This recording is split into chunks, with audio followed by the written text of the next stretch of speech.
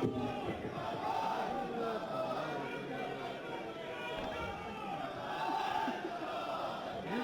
के कार्यक्रम में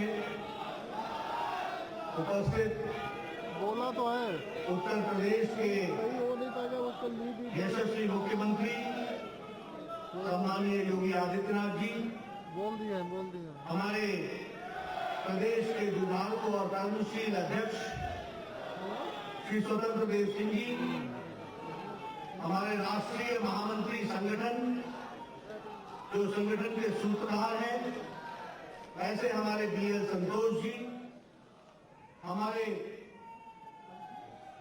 यहाँ के प्रभारी और भारतीय जनता पार्टी के वरिष्ठ नेता सांसद श्री राधा मोहन सिंह जी, हमारे सह प्रभारी श्री सत्या कुमार जी, हमारे राष्ट्रीय महामंत्री और हेडक्वार्टर्स के जनरल सेक्रेटरी और यहाँ से सांसद सम्माननीय अरुण सिंह जी, हमारे राष्ट्रीय महामंत्री दुष्यंत गौतम जी, हमारे उप मुख्यमंत्री श्री केशव प्रसाद मौर्य जी, हमारे उप मुख्यमंत्री दिनेश शर्मा जी, प्रदेश के संगठन महामंत्री सुनील बंसल जी और हमारे यहाँ के स्टेट के जनरल सेक्रेटरी अमरपाल मौर्य जी, सम्मानित मंच और यहाँ उपस्थित हमारे लखनऊ और शहर और गांव के ग्रामीण क्षेत्र के बूथ अध्यक्ष, बूथ की समितियां, मंत्रिपरिषद में सदस्य, प्रदेश के पदाधिकारी और मेरे मीडिया के प्रिंट मीडिया और इलेक्ट्रॉनिक मीडिया के मेरे साथीगण, आज मेरा सौभाग्य है कि मुझे आज यहाँ लखनऊ शहर, लखनऊ ग्रामीण के बूथ अध्यक्षों के साथ बातचीत करने का सौभाग्य प्राप्त हुआ है और जो जोश मैं देख रहा हूं आप, जो लगन पार्टी के प्रति देख रहा हूं, जो उमंग में देख रहा हूं, वह मुझे उत्तर प्रदेश के भविष्य की कहानी के बारे में स्पष्ट संकेत दे रहा है। ये मैं कहूंगा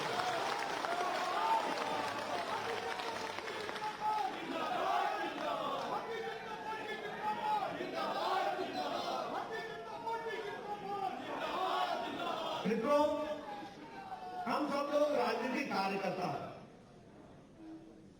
राजनीति में कुछ विचारों को लेकर के बढ़ना,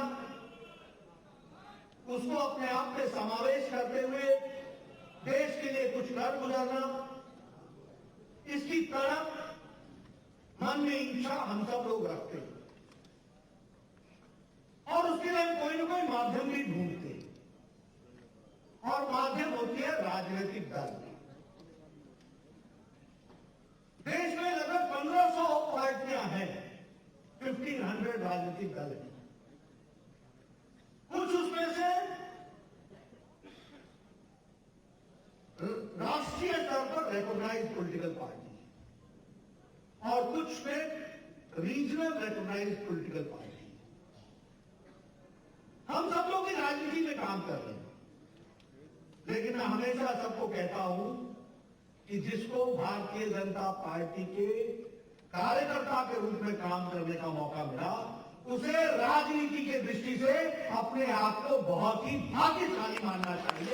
ये हमको समझना चाहिए। मैं ये कहने के लिए नहीं कह रहा हूं, आपको खुश करने के लिए नहीं कह रहा हूं। मेरा ऊपर लेह लद्दाख से, जम्मू कश्मीर से लेकर के नीचे केरला तक और इधर पश्चिम से लेकर के पूर्व तक आप नजर दौड़ा के देखो,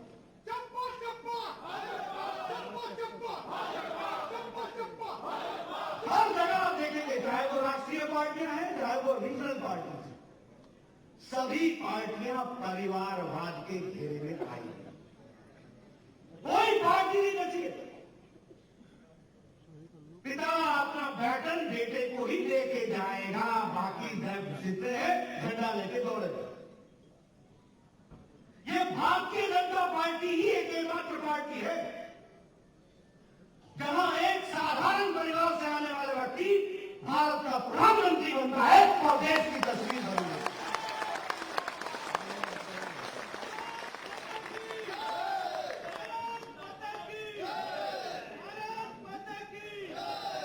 जहां साधारण परिवार से आने वाले व्यक्ति देश के रक्षा मंत्री बनते, जहां साधारण परिवार से आने वाले देश के व्यक्ति भारत के राष्ट्रपति बनते, जहां साधारण परिवार से आने वाले व्यक्ति भारत के गृह मंत्री बनते हैं और जहां साधारण परिवार से आने वाले लोग में से उत्तर प्रदेश के मुख्यमंत्री योगी आदित्यनाथ बनते हैं।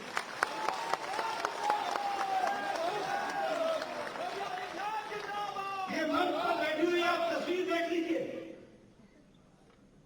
किसी के भी परिवार के व्यक्ति राजनीति नहीं थे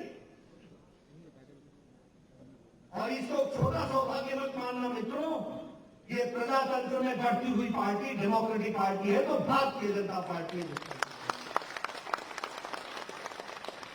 मैं कई बार इस बात को दोहराता हूं और मेरे मन में इच्छा होती है जब भी कार्यकर्ता मिलता है तो मैं उससे शेयर करूं।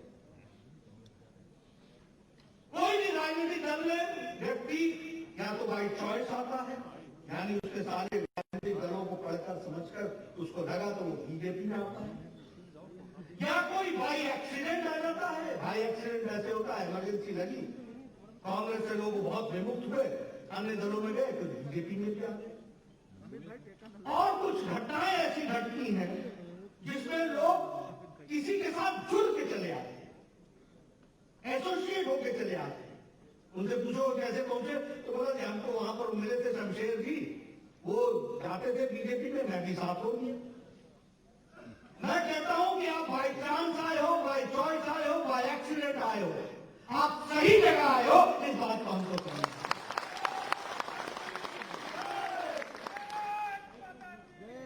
मैं अपने यूनिवर्सिटी के दिनों की बात सुनाऊं, बार बार मन में इच्छा होती है। 80 का दशक था, बीजेपी का जन्म हुआ था, जनसंघ से हम बीजेपी में आए थे, जनता पार्टी होती। मैं उस समय विद्यार्थी में काम करता था, विद्यार्थी परिषद में काम करता था। उस समय कांग्रेस का बोलबाला था, हम विचार के लिए लड़ रहे थे, दूर दूर तक सफलता दिखने को नहीं दिखती। तो हमको लोग हमारे साथी बोलते थे, Nadda you are a good person but in wrong party. तो मैं उनसे पूछता था but I am in right ideology, मैं सही विचारधारा के साथ। तो वो कहते थे what will you do with ideology. तो मैं कहता था कि ideology is the only reason which brings changes, वही परिवर्तन लाता है और इसलिए हमको परिवर्तन लाना है तो आइडियोलॉजी के साथ चलना चाहिए। तो बोलते थे, हमको बोलते थे कांग्रेस के लोग, Nadda you don't know politics, politics is power, without power nothing. आज जब वो मुझे मिलते हैं तो मेरे साथ ही, तो मैं उनसे पूछता हूं डू यू नो पॉलिटिक्स।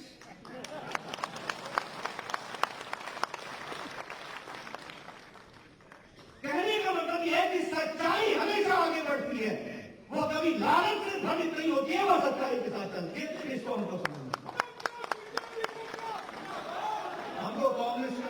हमको कांग्रेस साथी मिला करते थे, कैंटीन में बैठ करके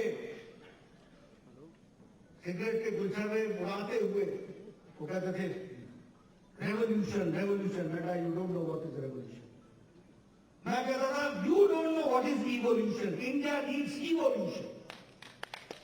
जहां इवॉल्व होता है रिवॉल्व नहीं होता, इसलिए इवॉल्व करने की आवश्यकता होती है। आज वो मिलते हैं, मैं उनसे पूछता हूं क्या हाल है, बोलते हैं कि हम तो यूनिवर्सिटी तक ही रह गए, क्या मालूम था कि क्या होगा। कहने का अपने बारे में कहना चाहता हूं कि मैं उस दिन की था तो भगवान ने हमको ये मौका दिया था कि मैं सही राजनीति कर था ताकि उपकरण बन सकूं और परिवर्तन में मोदी जी के साथ जुड़ करके, योगी जी के साथ जुड़ करके देश और प्रदेश में परिवर्तन हुआ।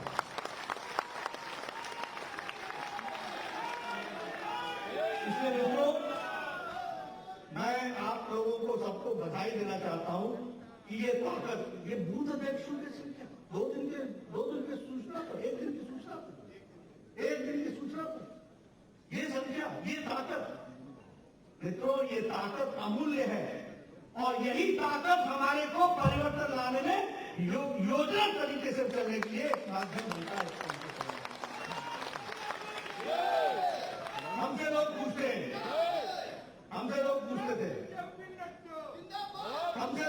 थे, अजय नड्डा बताओ, what is your economic program, आपका आर्थिक कार्यक्रम क्या है? क्योंकि उन्होंने दास कैपिटल के 10 बड़े शब्द सीख रखे थे, तो शायद परिवर्तन के चैंपियन तो वही थे, बाकी तो जानते ही नहीं। लेकिन मित्रों, हमारे दीनदयाल उपाध्याय जो इसी धरती से पैदा हुए और जिन्होंने देश दुनिया में परिवर्तन लाया, वो एकात्म मानववाद को साक्षात रूप में करने का काम मोदी जी और अटल बिहारी वाजपेयी जी ने किया। ये हमको समझना। अभी मैंने आपने लगाया जय श्री राम का सांस्कृतिक राष्ट्रवाद की अब द्योतक है। हम सांस्कृतिक राष्ट्रवाद के साथ आगे बढ़े, एकात्म मानववाद को सम्मिलित किया और देखिए अर्थ को भी समझने का तरीका पूर्णतः समझा तो वो भारतीय जनता पार्टी ने समझा। कैसे समझा? आपको मैं बहुत बढ़िया खाना खिलाता हूं और आपको मैं बहुत अच्छे कपड़े देता हूं और आपको आपकी सुविधाएं देता हूं और मैं कहता हूं कि आप जो हम बोलूंगा वहीं बैठोगे और उसे इधर उधर नहीं खिसकोगे, आप शांत रहोगे। वामपंथी कहते हैं कि पेट की भूख ही सबसे बड़ी चीज है। क्या मैं बढ़िया खाना दे दूं और बोलूं कि यहीं बैठो, आप बैठोगे? क्या वही संतुष्टि का कारण बनेगा? अगर मान लीजिए कि आपको मैं हाथ से निकाल दूं और सिर्फ आपकी मन की शांति दे दूं, आप खुश होगे? ये संपूर्णता में सोचने का काम दीनदयाल उपाध्याय जी ने कहा। उन्होंने कहा जहां शरीर, मन, बुद्धि और आत्मा आत्मसात होकर के आगे बढ़ती है, वही संपूर्ण सुख का कारण बनता है। उसको हमको समझना है। यह है एकात्म मानववाद। जब मानववाद में एकात्मता, अर्थ भी चाहिए, मन भी चाहिए, इंटेलेक्चुअल सेटिस्फैक्शन भी चाहिए, आत्मा की सेटिस्फैक्शन भी चाहिए और मेरी ही नहीं चाहिए, मेरे पड़ोसी की भी चाहिए। मुझे खाने को मिल जाए, मेरा पड़ोसी भूखा है, मुझे संतुष्टि नहीं होगी। यह है उत्तम समाज की निशानी। इसको हमको समझना चाहिए और इस कल्पना को लेकर के और उसमें से निकला सब अंत जो अंतिम पायदान पे खड़ा व्यक्ति है, उसको हमको समझना है। उसमें से निकला सबका साथ, सबका विकास और सबका विश्वास।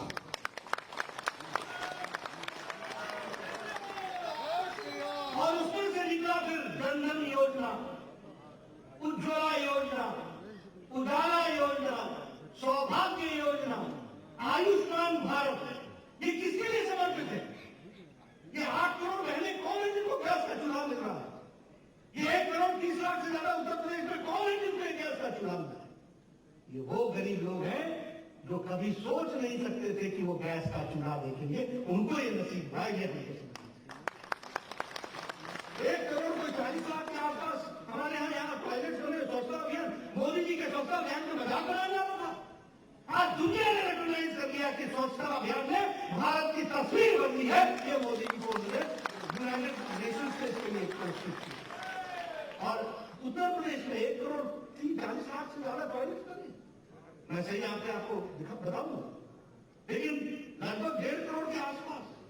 और फिर मैं कहूंगा मित्रों, ये टॉयलेट घर, ये सिर्फ टॉयलेट ही नहीं था, ये महिलाओं का सम्मान का इज्जत घर था। इसको हमको समझना। क्या ये सही तस्वीर नहीं? क्या ये सच्चाई नहीं कि 2014 के पहले बहनें अपने नित्य क्रम के लिए सूर्यास्त और सूर्योदय का इंतजार करती थी गांव में? क्या ये सही बात नहीं है कि उनको अपने जीवन में कितना नैतिक नित्य कर्मों के लिए कितना उनको कष्ट भोगना पड़ता था? आज मोदी जी ने उनको आजाद किया है और वह स्वच्छ भारत में और उत्तर प्रदेश और भारत देश ओडीएफ फ्री हो गया है, ओपन डिफेकेशन फ्री हो चुका है। इस बात को हमको समझना। मैं गांव से आता हूं, सौभाग्य योजना की बात करें, गांव वाले बोलते थे हमें बिजली दे दो, हमारे पास हमारा नया मकान बनाया, हमको कब क्या बोलता था? तार है तेरे पास? नहीं तो तार नहीं है तो मैं कहां से तुमको बिजली दूंगा? जैसे तार देना उसकी जिम्मेवारी थी, लेकिन नहीं था। आज वो तार सौभाग्य योजना के तहत और उसके बाद क्या बोलते थे कि खंबा है, ऐसा करो गांव वालों को लेके आना, खंबा ले जाना अपने कंधों पर, जब खंबा पहुंच जाए तो बता देना, तो मैं जूनियर इंजीनियर को भेज दूंगा। ये गांव की तस्वीर थी कि नहीं थी? थी कि नहीं थी? और मैं पिछली बार लखनऊ के बगल के गांव में गया था, वहां पर किसी को बिजली दी गई थी, उसके कार्यक्रम में गया था, तो उसने कहा भैया जी मजा आ गया, दोपहर को फौरन दिया, शाम को बिजली लग गई, मोदी जी का कमाल देख लिया, ये हमको पता। ये उज्ज्वला योजना, मैं इसको सही मायने में सिर्फ गैस का कनेक्शन नहीं है मित्रों, ये 8 करोड़ बहनों का एम्पावरमेंट है, उनका सशक्तिकरण है। मुझे नहीं मालूम कि आप गांव से कितने जुड़े हैं, लेकिन मैं जुड़ा हुआ हूं। मैं आपको कह सकता हूं हमारे गांव में क्या होता था। हमारे गांव में सवेरे 4 बजे बहनें उठती थी, और सवेरे 4 बजे अगर आपको गांव के बगल में कोई जंगल हो तो आपको आवाज सुनाई देती थी, ठक ठक ठक। 4 बजे सवेरे वो लकड़ियां काटती पेड़ पर चढ़। और पुराने जमाने में कोई ऐसा गांव हमारे इलाके में नहीं था जिस गांव में कोई न कोई महिला पेड़ से गिर करके या तो टांग नहीं तोड़वाई हो या रीढ़ की हड्डी नहीं तोड़वाई, कोई न कोई महिला मिल जाती। ये तस्वीर थी। और न आपको जमीन की बात बता, और आज जब 8 करोड़ लोगों को गैस का कनेक्शन मिल गया है, तो बहनें अब बिना जंगल गए हुए घर में 5 बजे गैस का चूल्हा ऑन करके चाय पिला देती है पूरे परिवार को। यह परिवर्तन ये छोटी घटना नहीं है।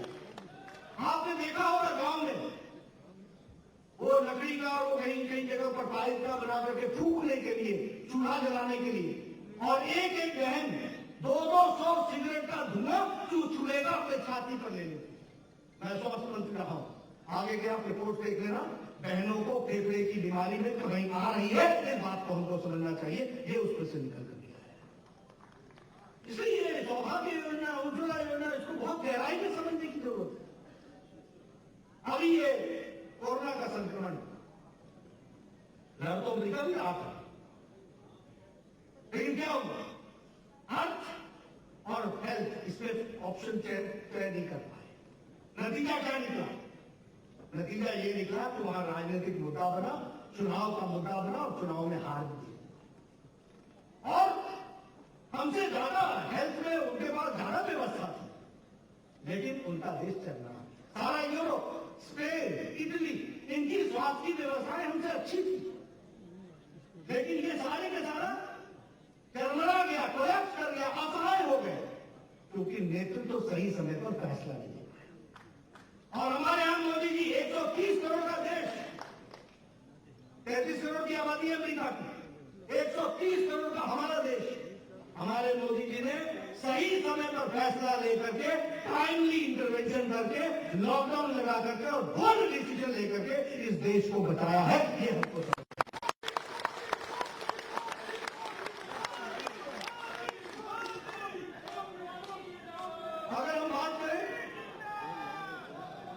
अगर हम बात करें तो उस समय जब ये लॉकडाउन लगा तो उस समय हमारी टेस्टिंग कैपेसिटी 150 से ज्यादा नहीं थी। आज हमारी testing capacity 10 lakh per day होगी, और उत्तर प्रदेश की 1.5 लाख है, 1.5 lakh per day testing capacity Uttar Pradesh की। ये छोटी घटना नहीं, 700 से ज्यादा हॉस्पिटल, और पूरे देश में 2,500 से ज्यादा हॉस्पिटल बन गए। एक भी कोविड हॉस्पिटल नहीं था, आज 2,500 के हॉस्पिटल बन गए। बाहर बात कर लेना।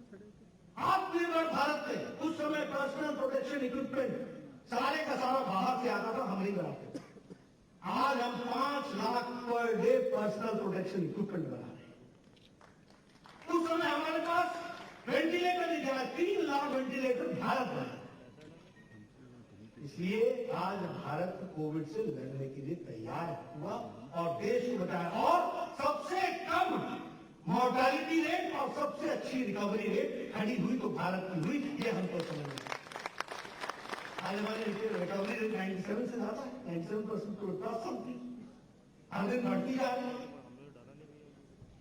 उत्तर प्रदेश की आबादी 24 करोड़, अमेरिका की आबादी 33 करोड़, वहां मरने वालों की संख्या 4 लाख।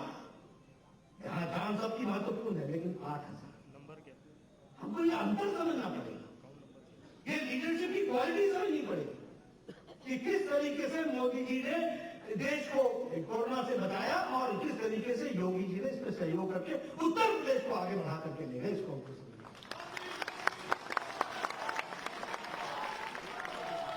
और क्या ये सच्चाई नहीं है? क्या ये सच्चाई नहीं है? क्या ये सच्चाई नहीं है कि जब हमारे मजदूर भाई चले तो उत्तर प्रदेश ने सिर्फ उत्तर प्रदेश के मजदूरों की चिंता नहीं की, बल्कि उत्तर प्रदेश से गुजरने वाले हर मजदूर की चिंता की और इसको देश में सराहा गया। ये लाखों तो आई आए जिनको हम लोगों ने घर तक पहुंचाया, योगी जी ने पहुंचाया, लेकिन लाखों ऐसे थे जिनको यहां से भेजने का भी उनके प्रदेशों में इंतजाम किया गया। ये हमको ध्यान देना चाहिए और सारे देश ने सराहा है। मैं योगी जी को बधाई देना चाहता हूं। कल के सर्वे में देश के प्रधानमंत्री मोदी जी जितने आगे उनको दिखाया गया है, तो हमारे योगी जी को भी नंबर 1 का चीफ मिनिस्टर दिखाया गया। आप सब भाई को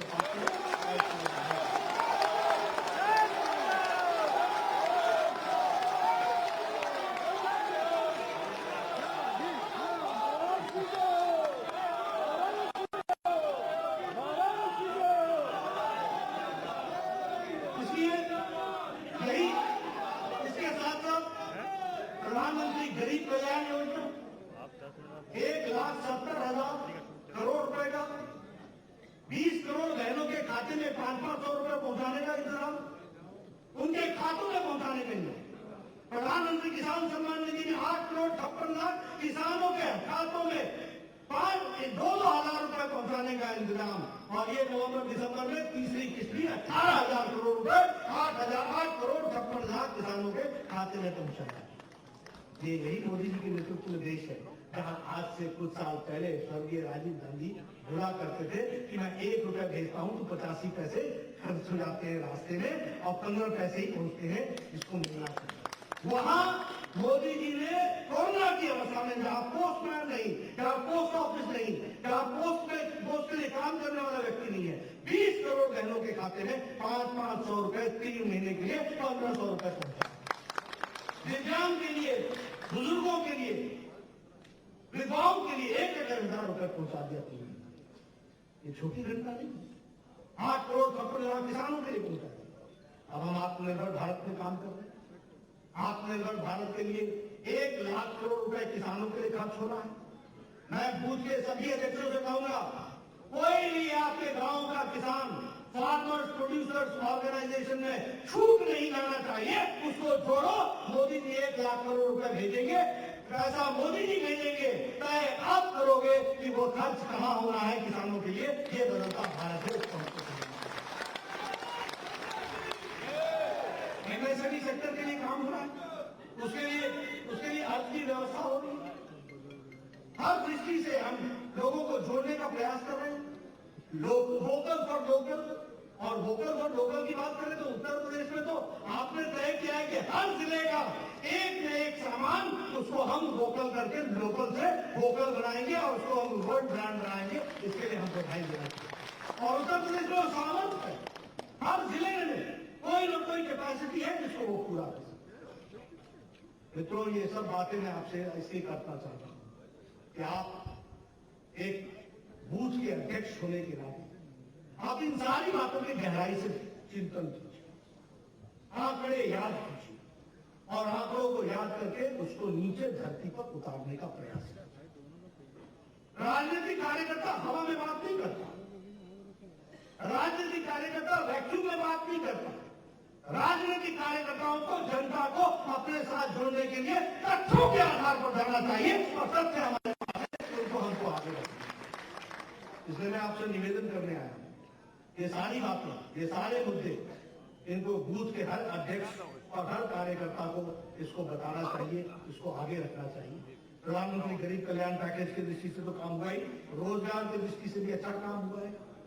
यहाँ इन्वेस्टमेंट की बात करें तो 4.5 लाख करोड़ रुपए का इन्वेस्टमेंट के लिए लोगों ने एमओयू साइन किया है। 3 लाख करोड़ रुपए यहाँ की इन्वेस्टमेंट में लोगों ने लगाया है, धरती पर लगाया। ये छोटी घटना नहीं है, इसको हमको ध्यान से लेकर के लोगों तक पहुंचाने की आवश्यकता है और मुझे पूरा विश्वास है कि आप सब लोग करें। एक मैं निवेदन करने जरूर आपको आया हूं, और वो ये है कि ये सारी चीजों को आप बूथ तक कैसे पहुंचाएंगे, और बूथ तक पहुंचाने के लिए आपको उसमें से क्या क्या चीज जोड़नी पड़ेगी और किन किन चीजों की आपको चिंता करनी पड़ेगी। और जब मैं ये बात कहता हूं तो हमको ये भी ध्यान में रखना चाहिए कि हर मंडल के पदाधिकारी को ये चिंता करनी कि वो हर महीने, हम सब लोग जानते हैं कि हमारे मंडल का पदाधिकारी सिर्फ पदाधिकारी नहीं होता, उसको किसी न किसी बूथ की जिम्मेवारी दी जाती है। और लगभग हम मानते हैं कि जिसको आप सेक्टर बोलते हैं, एक मंडल में लगभग कोई 15 से 16, 17 सेक्टर होते हैं, जिसको आप शक्ति केंद्र भी बोलते हैं। आपके यहाँ सेक्टर बोला जाता है, हमारे कई जगह पर उसको शक्ति केंद्र भी बोला जाता है। हर मंडल के पदाधिकारी को कोई न कोई बूथ दिया है। मेरा निवेदन है कि मंडल का पदाधिकारी हर बूथ पर महीने में एक बार जरूर जाए और बूथ की समिति के साथ बैठ करके अच्छे तरीके से बूथ की रचना की चिंता। महामंत्री होना ये पोस्ट है, ये जिम्मेवारी है, लेकिन फलाने बूथ का मैं इंचार्ज हूं, ये उसकी जिम्मेवारी है, इसको उसको पूरा करना पड़ेगा, महीने में एक बार जाना पड़ेगा, उसकी चिंता उसको करनी पड़ेगी। इसके साथ साथ हमको ये भी चिंता करनी पड़ेगी कि वहां जाकर के, जैसे मेरा निवेदन है कि हर महीने के अंतिम संडे को मन की बात हो, हमारे 21 मेंबरान का एक बूथ की कमेटी होती है। सबसे पहले तो चिंता ये कीजिए कि क्या इस बूथ में समाज के सभी लोग जुड़ गए हैं, समाज के सभी लोगों का समावेश है। अगर समाज के सभी वर्गों का समावेश नहीं है तो समावेश किया जाए, और हम लोगों को इस बूथ के साथ साथ हर बूथ पर मन की बात के लिए, हर बूथ पर मन की बात के लिए एक साथ इकट्ठे होकर के समिति के लोग तो देखे ही देखे, साथ में समाज के लोगों को भी जोड़ करके वो देखने का काम करें, इस बात को हमको चिंता है। उसी तरीके से मन की मैं ये सारी कल्पनाएं आपके सामने रख रहा हूं, जिसको हमको साकार कर रहा हूं। मुझे खुशी है, पूछताछ हुई तो पिछली बार मन की बात को बूथ समिति पर, बूथ के लेवल पर उतारा है। मैं चाहूंगा कि मीडिया इस बात को हाईलाइट करे, और अगले आने वाले 31 तारीख को जब मन की बात होती है तो हर कार्यकर्ता अपने बूथ पर अपनी समिति के साथ और अपने सज्जनों के साथ, अपने गांव वालों के साथ मन की बात देखे, इस बात को उनको चिंता। मैं ये भी चाहूंगा कि मंडल का व्यक्ति जब जाए तो कभी न कभी बूथ समिति के लोगों का एक साथ नाश्ता या भोजन होना चाहिए, और इस भोजन में कोई बाहर से व्यवस्था नहीं करे। हर कोई अपने घर से 2 रोटियां लेकर के जाए और अपना खाना खुद नहीं खाए, अपना खाना दूसरे को खिलाए, दूसरे के घर से आया हुआ खुद खाए। इस बात को हमको आगे बढ़ाना, सामाजिक समरसता को हमको बेहतर और स्पिरिट में उतारना। हम सब समाज के लोग एक साथ एक दृष्टि को लेकर के चलते हैं, और एक काम और करना चाहिए, वो है पन्ना प्रमुख का। एक बूथ पर लगभग 900 से 1000 लोग होते हैं, और एक बूथ की पन्ने में लगभग बूथ लिस्ट अगर आप देखेंगे तो 30 से 35 पन्नों की होती है, और एक पन्ने पर 30 नाम होते हैं, 15 एक तरफ होते हैं, 15 एक तरफ, यानी 30 नाम एक पन्ना पर होता है। इस वर्ष मैं आपको टारगेट देता हूं बूथ के अध्यक्षों को, एक एक पन्ना के लिए एक एक कार्यकर्ता को जिम्मेदार बनाइए, और वह हर 15 दिन पर उन कार्यकर्ता, उन 30 लोगों से मिलने का, संपर्क साधने का काम करे। और इतना ही नहीं, उनके सुख दुख में शामिल हो, उनके साथ खड़ा हो, उनके सामाजिक समरसता में योगदान करे, और उनके भाई के नाते, उनके बहन के नाते उसको पूरा का पूरा आदर देते हुए मुख्य धारा में शामिल करने का काम, ये पन्ना प्रमुख की दृष्टि से हमको करने की जरूरत है। आगे चल के मैं पन्ना कमेटी पर भी आपको लाऊंगा, वो टारगेट आपको अगली बार दूंगा, लेकिन हाँ, हमको पन्ना प्रमुख से पन्ना कमेटी तक जाना है। और मैं भी बात बताना चाहता हूं, देश के कोने कोने में कोई बूथ नहीं छूटना चाहिए, हर जगह पन्ना होगी और हम पन्ना कमेटी के नाम से कमर को खिलाएंगे, हर बूथ को खिलाएंगे। इस कल्पना को लेकर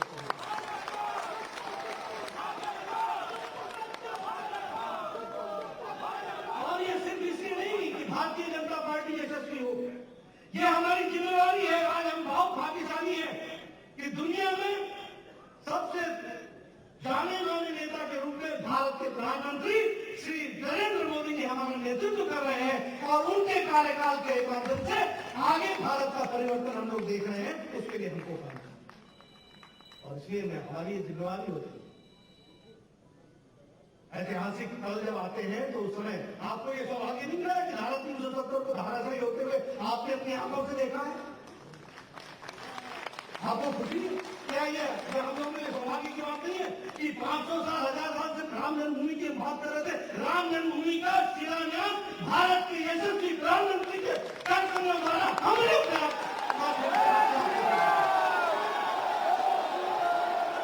योगी जी के उपस्थिति में ये छोटी घटना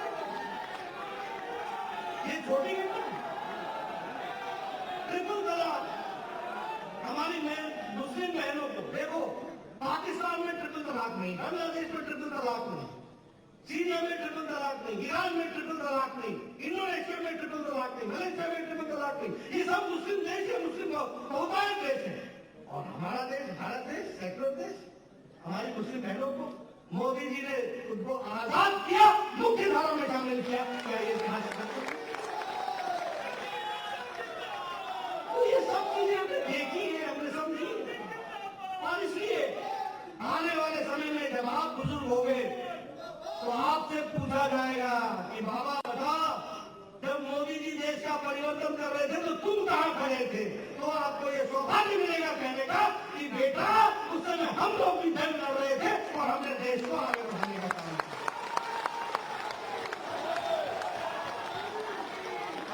और ये करने के लिए पहले बूथ सबसे मजबूत, मेरा बूथ सबसे मजबूत, इसके लिए हमको काम करना है। मुझे पूरा विश्वास है कि भारतीय जनता पार्टी का एक एक कार्यकर्ता इस काम में लगेगा। ये सबके मित्रों, अगर जिन लोगों ने पिछले 30-40 साल से काम किया है उनको ये ध्यान में आता होगा कि भारतीय जनता पार्टी आज एक सफल उपकरण बनी है मोदी जी के नेतृत्व में, जो समाज और देश को आगे बढ़ाने का काम कर रही है। Empowerment of the country, empowerment of the poor, सशक्तिकरण महिलाओं का। और ये जो नतीजे आए थे अभी ये छोटा सा चुनाव हुआ, कौन सा प्रदेश है जहां बीजेपी आगे नहीं है? लद्दाख हिल काउंसिल बीजेपी जीतती है। जम्मू कश्मीर धारा 370 को धाराशायी करने के बाद, बुकर के सारे लोगों को मिलाने के बाद, उसके बावजूद भी वोट शेयर में सबसे ज्यादा भारतीय जनता पार्टी आती है और सबसे ज्यादा सीटें लेकर के भारतीय जनता पार्टी। श्रीनगर में बीजेपी जीतती है, बांदीपुर में बीजेपी जीतती है। वहां कमल खेलता है, हमको समझना चाहिए।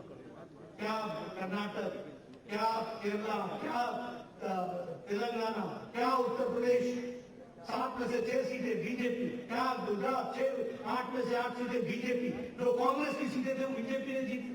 क्या मणिपुर 5 में से 4 सीटें BJP, Madhya Pradesh BJP, Uttar Pradesh BJP, Bihar BJP. ये सब संभव हुआ है आप लोगों के अथक प्रयास से और मोदी जी के नेतृत्व के कारण, योगी जी के नेतृत्व। मेरा आपसे निवेदन करना चाहूंगा कि हम पूरे एक्टिव होकर के यहाँ पर जब बूथ के अध्यक्ष इकट्ठे हुए हैं तो आपसे मेरा निवेदन है कि आप बूथ की तरफ ध्यान दे करके राजनीतिक मुद्दों के साथ लोगों के बीच में जाइए। और मैं हमेशा कहूंगा संयम के साथ, तर्कों के साथ, सौम्यता के साथ, सबको जोड़ने की ताकत रखने के साथ उनको समावेश करने की ताकत अपने में उनको पैदा है। वो है हमारे में, उसको उजागर करें। वो है हमारे में, खाली उसको और आगे बढ़ाना है। हर महीने मोदी जी की मन की बात की चर्चा होती है, उन लोगों के साथ जुड़िए। मोदी जी अपने मन की बात में कई बार कई लोगों का नाम लेते हैं जिन्होंने अच्छा काम किया। क्या ये हमारी जिम्मेवारी नहीं कि अगर वो हमारे इलाके से हम जाकर के उसके घर में उसको बधाई दें, एक फूल दें, एक भारतीय जनता पार्टी का शॉल दें या गमछा दें? समाज के साथ जुड़ना और समाज को पे जो अच्छे काम करते हैं उनको आगे बढ़ाना, ये हमारी जिम्मेवारी है। इसलिए मित्रों, हमारे कार्यकर्ता के नाते ये हम सबकी जिम्मेवारी है। मुझे पूरा विश्वास है, जिसके पास इतनी बड़ी शक्ति कार्यकर्ताओं की हो, जिसके पास नेता हो। अब देखिए, मैं आपको चर्चा करूँ, कई बार मेरे मन में आता है, इसलिए मैं बार बार बोल देता हूँ। पार्टियों का हाल क्या है? किसी के पास नेता है तो नीति नहीं, किसी के पास नीति है तो नियत नहीं, किसी के पास नियत है तो कार्यक्रम नहीं, किसी के पास कार्यक्रम है तो कार्यकर्ता नहीं। ये बीजेपी है जिसके पास नेता भी है, नियत भी है, नीति भी है, कार्यकर्ता भी है, कार्यक्रम भी है।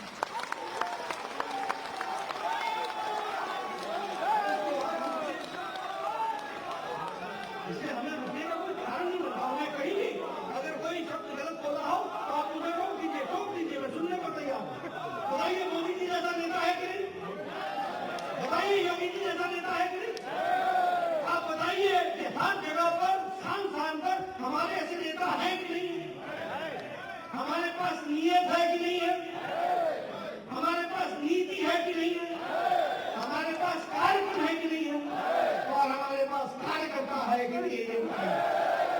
तो जब सब कुछ है तो फिर आगे बढ़ना ही हमारा उद्देश्य है, और बूथ को आगे बढ़ाना आप जरूर करेंगे, मुझे पूरा विश्वास है। आपने मेरी बात सुनी, आपका बहुत बहुत धन्यवाद। जय भारत, जय भारत, जय श्री राम, जय श्री राम।